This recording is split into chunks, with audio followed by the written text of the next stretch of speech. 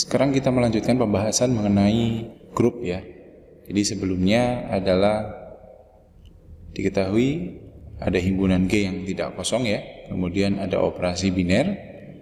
Nah, apabila himpunan G dengan operasi biner itu memenuhi, yang pertama adalah sifat tertutup,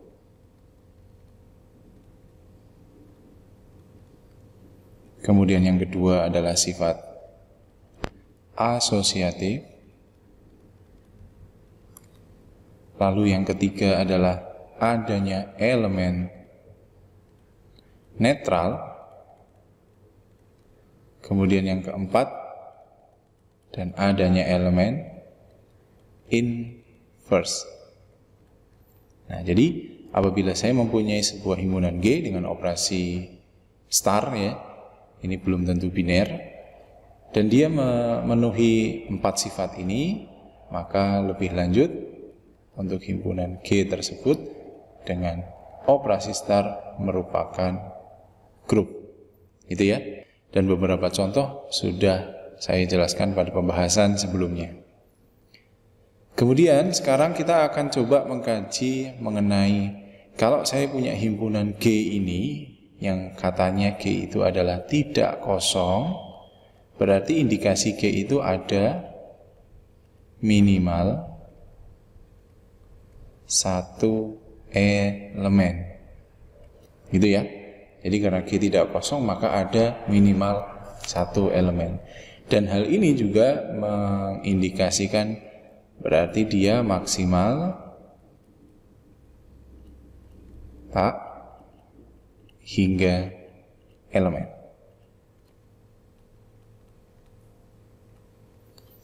Nah, untuk kali ini kita akan mencoba bagaimanakah apabila ada G yang minimalnya ada 1 elemen ya, atau G yang elemennya itu anggotanya ada tak hingga. Dan kita hari ini akan menamakannya sebagai order group. Ya. Jadi order group itu adalah jumlah elemen pada suatu grup. Gitu ya. Jadi kalau misalkan saya punya G dengan operasi star itu adalah grup, maka order grupnya adalah jumlah elemen pada grup G-nya, pada elemen G-nya. Nah, kalau misalkan tidak harus grup gimana? Kalau tidak harus grup namanya sebenarnya adalah kardinalitas dari suatu himpunan. Jadi maknanya sama, yaitu jumlah elemen pada himpunan. Dua hal ini maknanya sama, perbedaannya adalah pada struktur himpunannya ya. Jadi kalau misalkan yang order itu pada grup, kalau misalkan kardinal itu pada himpunan biasa. Jadi tanpa harus dia grup atau tidak. Nah, untuk order grup ini biasanya tulisannya adalah O ya. Misalkan di sini adalah G. Misalkan jawabannya adalah N, berarti order grup ini adalah N, maka dinamakan sebagai order berhingga. Lalu kalau misalkan order G-nya itu sama dengan begini, ya otomatis menjadi order tak berhingga. Nah, jadi itu adalah kaitannya dengan banyaknya elemen yang ada pada grup tersebut. Oke, selanjutnya adalah begini. Saya buat gambaran ya. Jadi apabila saya mempunyai sebuah, ini namanya grup ya, G ya, dengan di sini G dioperasikan dengan star, itu merupakan suatu grup. Nah, sekarang idenya adalah kalau saya mengambil sedikit saja, atau saya namakan di sini adalah S ya, di mana S itu adalah subset dari G. Nah, pertanyaannya, apakah yang saya ambil ini juga merupakan grup? Ya. Lalu kalau misalkan ini merupakan grup, apa jaminannya? Apa jaminannya? Gitu ya. Jadi idenya adalah apabila saya mempunyai sebuah grup G, grup yang besar, kemudian saya ambil sebagian kecil saja subnya ya, kemudian saya operasikan, ini berarti harus dicek dulu ya. Kita harus dicek dulu S dengan star ini apakah dia memenuhi operasi binernya atau kita namakan sifat tertutupnya. Kemudian apakah dia juga bersifat asosiatif. Lalu yang ketiga, apakah dia juga punya elemen netral. Kemudian yang keempat, apakah ada juga yang namanya elemen inverse. Ingat, operasinya harus sama karena S itu hanya bagian kecil dari G. Gitu ya. Apakah ini dia berlaku atau tidak? Berlaku atau tidak? Nah, ternyata dalam beberapa kasus maka ada juga S yang berlaku, ada juga S yang tidak. Jadi jawabannya bisa ya, bisa tidak. Kalau tidak, itu menjadi sesuatu hal yang umum. Ya, saya punya semuanya merupakan grup, maka kalau saya ambil sebagian, ternyata dia bukan grup, ya itu adalah umum. Itu kita sudah bisa nebak. Tetapi kalau misalkan saya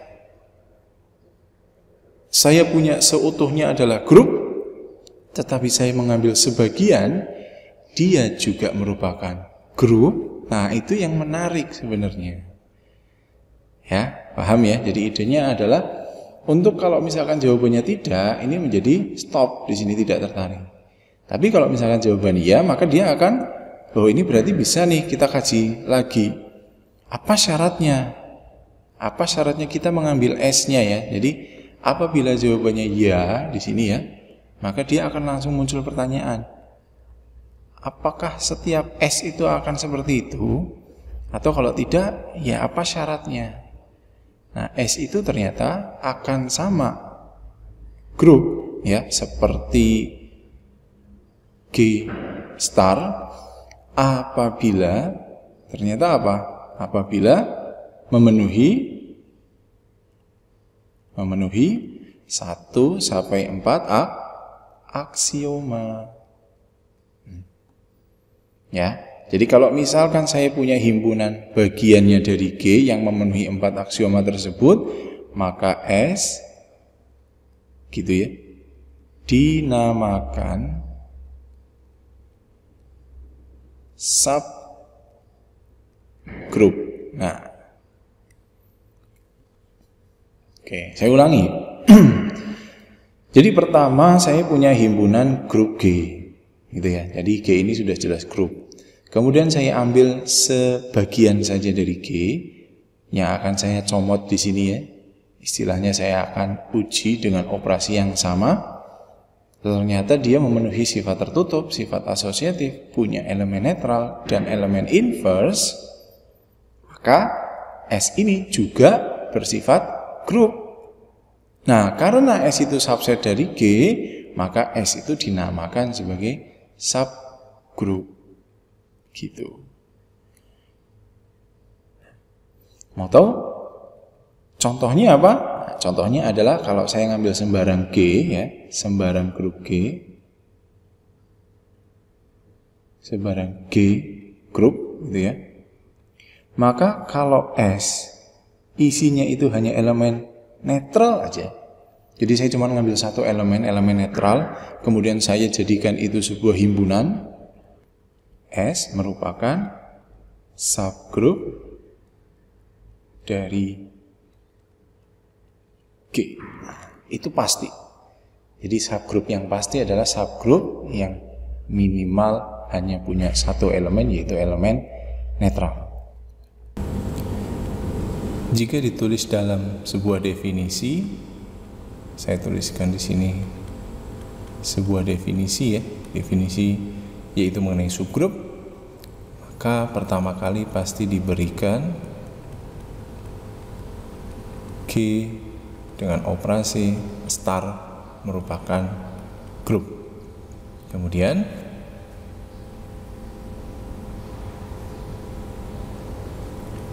H subset dari G itu dinamakan subgrup dari G jika memenuhi 4 aksioma grup dengan operasi yang sama. Nah, ini apabila saya menuliskannya dalam sebuah definisi ya. Jadi jelas, yang pertama kita punya grup dulu, kemudian ada sebuah himpunan H itu subsetnya dari G, H itu bagian dari G, itu dinamakan subgrup dari G jika memenuhi 4 aksioma grup dengan operasi yang sama. Nah, oke, kita coba dengan contoh ya. Contoh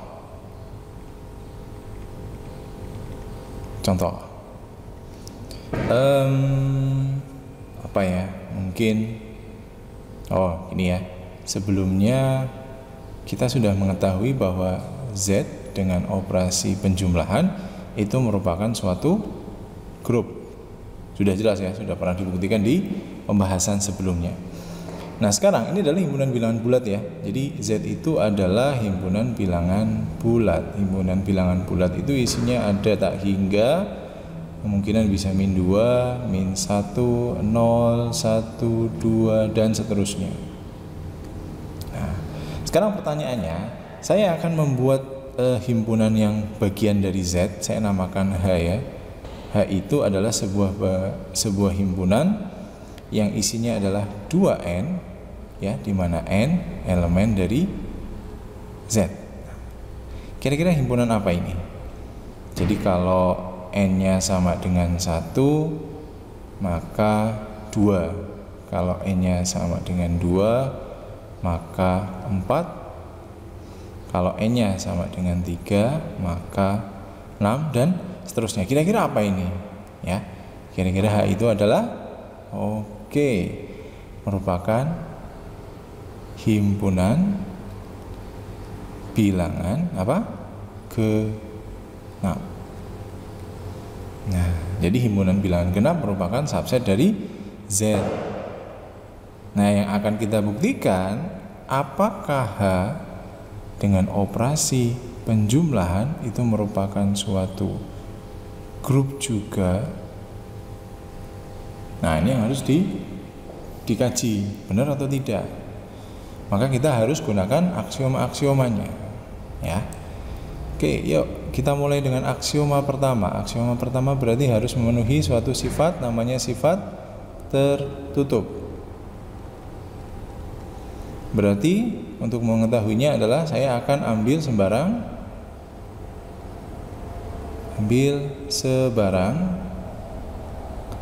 Kita beri nama ya, kita beri nama adalah 2N sama 2M itu elemen dari H. Loh, kenapa bentuknya kayak gini ya? Karena H itu adalah tadi bentuknya itu adalah 2N di mana N elemen Z. Berarti bentuknya harus ada angka 2-nya di depan. Gitu ya. Lalu di sini saya akan coba operasikan ya. Jadi 2N tambah 2M itu kalau operasi penjumlahan biasa adalah 2-nya keluar, N tambah M gitu, dimana N sama M-nya adalah elemen bilangan bulat. Nah, kemudian karena penjumlahan bilangan bulat ini berarti kan hasilnya adalah himpunan bilangan bulat juga ya. Saya namakan N star, dimana N star dia juga elemen himpunan bilangan bulat. Nah, ternyata hasilnya adalah 2N, 2 himpunan bulat, 2 kali himpunan bilangan bulat. Berarti apa ini? Berarti ini adalah elemen dari karena jawabannya kalau saya menjumlahkan bilangan genap pasti jawabannya adalah bilangan genap. Berarti kan hasilnya pasti berada dalam H juga. Berarti dia memenuhi sifat tertutup. Maka di sini saya tuliskan kata-kata tertutup. terbukti. Kemudian A2 ya. A2 adalah sifat yang namanya asosiatif. Nah, asosiatif berarti ambil sembarang apa ya? Saya namakan beda ya. 2N1, 2N2, 2N3 elemen dari H. Jadi sekarang saya ngambilnya ada 3 karena asosiatif itu kan A tambah B tambah C sama dengan A tambah B plus C. Gitu ya. Berarti saya akan coba 2N1 tambah 2N2 ditambah 2N3. Nah, di sini sama dengan, nah kita kerjakan dulu yang di dalam kurung. Berarti 2 dalam kurung N1 plus N2 tambah 2N3. Itu ya, dengan operasi sederhana. Lalu ada 2, maka 2-nya boleh keluar lagi. Jadinya di sini N1 plus N2 tambah N3. Nah, kurungnya beda. Nah, kalau tidak salah sebelumnya bahwa Z itu merupakan grup. Z itu merupakan grup. Jadi, grup itu juga bersifat asosiatif. Nah, artinya yang di dalam kurung siku ini juga bersifat asosiatif. Berarti saya boleh menuliskannya dalam seperti ini. Oke, kemudian 2-nya masuk lagi. Berarti 2N1 ditambah 2N2 plus N3. Ya, dan yang terakhir berarti 2N1 sama dengan dalam kurung 2N2 plus 2N3. Nah, ingat ya, saya punya awalnya ini, ternyata hasil akhirnya adalah ini. Berarti kesimpulannya terbukti, dia memiliki sifat asosiatif. Oke, sekarang sifat yang ketiga. Sifat yang ketiga adalah adanya elemen netral. Adanya elemen netral. Oke. Berarti saya akan coba. Saya akan ambil E itu elemen netral ya. Berarti bentuknya harus 2E gitu ya. Karena harus ada 2-nya ya. Nah, apakah ada E-nya yang bentuknya seperti ini sedemikian sehingga 2E ditambah 2N ya sama dengan 2N, atau sini saya kasih batas 2N tambah 2E sama dengan 2N. Nah, apakah ada yang seperti ini enggak? Kita coba.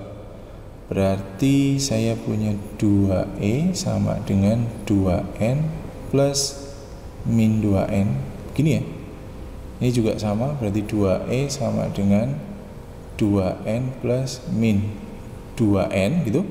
Berarti 2E sama dengan 2N dikurangi N. Berarti sini 2E sama dengan 2N kurangi N gitu. Berarti 2E sama dengan 2 kali 0. Berarti 2E sama dengan 2 kali 0.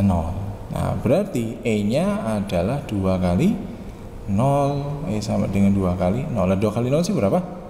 2 kali 0 otomatis sama dengan 0. Nah, di sini sama dengan 0. Nah, berarti ada elemen netral yaitu E. E bisa saya tulis sama dengan 0 atau 2 kali 0. Ini kan juga elemen dari H kan. 2 kali 0 ya, bukan 20 loh ya. Ini 2 kali 0. Jadi yang elemen netral terbukti. Ya. Dan yang keempat itu adalah elemen inverse. Nah, jadi elemen inverse. Jadi saya akan ambil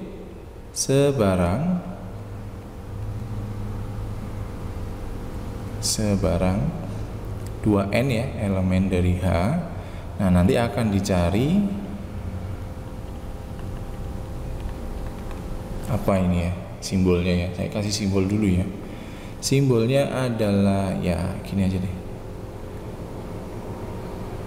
Nah, apakah ada nanti yang bentuk seperti ini atau tidak? Oke ya.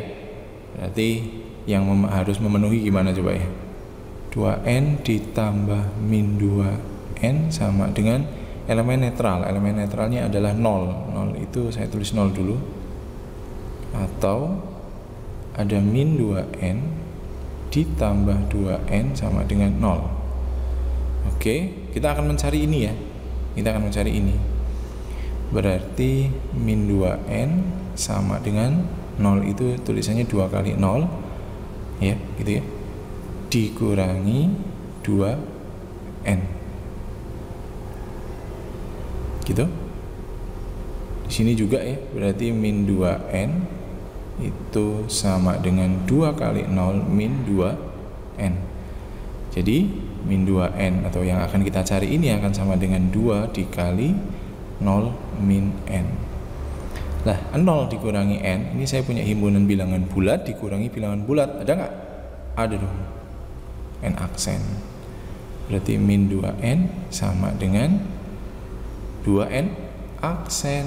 Berarti min 2n sini juga sama 2, 0 kurangi n, berarti min 2n sama dengan 2n aksen. Untuk suatu n aksennya itu elemen dari z. Ini juga ya, n aksennya elemen dari z. Lah, apakah min 2n itu elemen dari h? Ya, karena bentuknya seperti ini. Berarti ini juga terbukti. Nah, jadi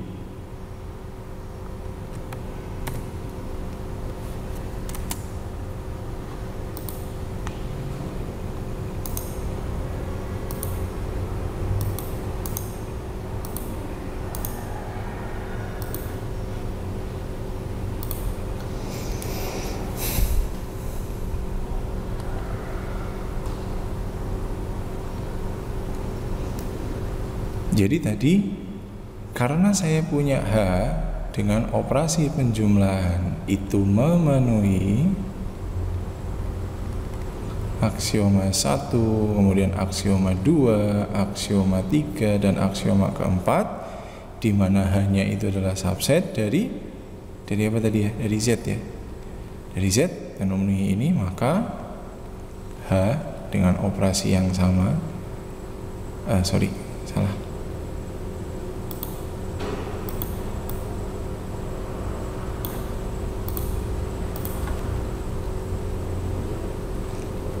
H disebut subgrup dari Z. Nah, jadi seperti ini.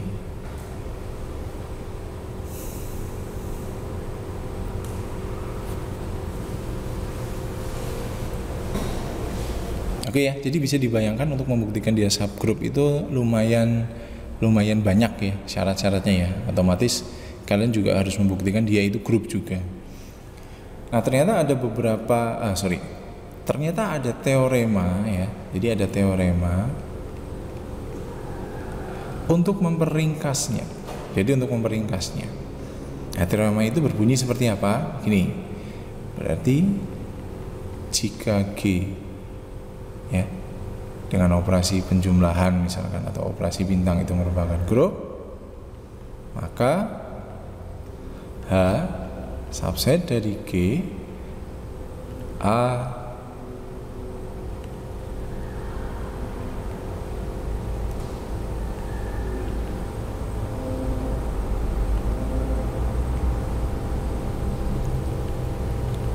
adalah subgrup dari G jika memenuhi A plus min B elemen dari H untuk setiap A, B elemen H. Nah, jadi sekarang ada sebuah teorema yang untuk memperingkasnya. Jadi untuk membuktikan dia subgrup atau tidak, nanti kita hanya membuktikan. Jadi caranya adalah ambil sebarang A, B elemen dari H-nya. Nah, yang akan dibuktikan ya, apakah A ditambah inverse dari B itu elemen dari H? Ya. Kalau jawabannya iya, berarti H adalah subgroup. Nah, jawabannya kalau tidak, ya berarti otomatis dia bukan subgroup. Nah, itulah penjelasannya.